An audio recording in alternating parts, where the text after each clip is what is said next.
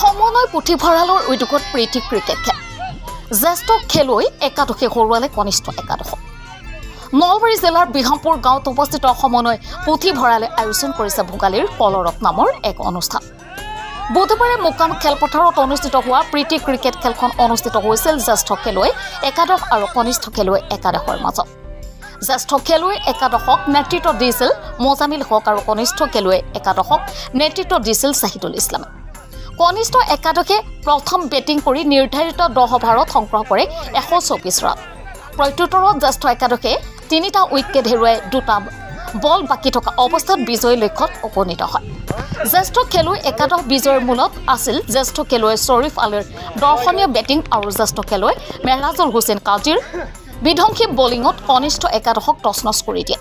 খেলৰ শেষত সমন্বয় পুথিভঁৰালৰ সম্পাদক জ্যেষ্ঠ ক্ৰিকেট খেলুৱৈ আবেদুৰ ৰহমানে আটাইকেইগৰাকী খেলুৱৈক শুভেচ্ছা প্ৰদান কৰে নলবাৰীৰ পৰা মেহৰাজুল কাজিৰ ৰিপৰ্ট DA 365 অসম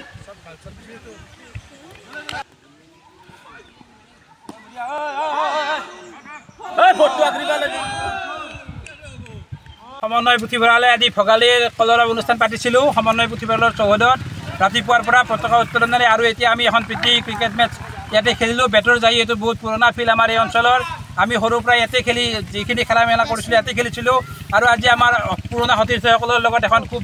আনন্দদায়ক ক্ৰিকেট মেচ খেলিলোঁ ইয়াতে আজি যিজনে মেন অফ দ্য মেচ পাইছে শৰীফুদ্দিন আহমেদ শৰীফ আলী তেওঁৰ বয়স 51 তেওঁ আজি আটাইতকৈ ভাল খেলিছে আটাইতকৈ ভাল বলিং কৰিছে আৰু তেওঁ নটাত হৈ আছে আৰু বাকী যিসকলে খেলিছে আমাৰ যিসকলৰ বয়স এভাৰেজ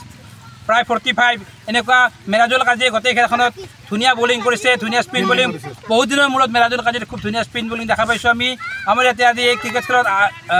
ভাগ লৈছে নুৰুল ইছলাম মুন আমাৰ মানে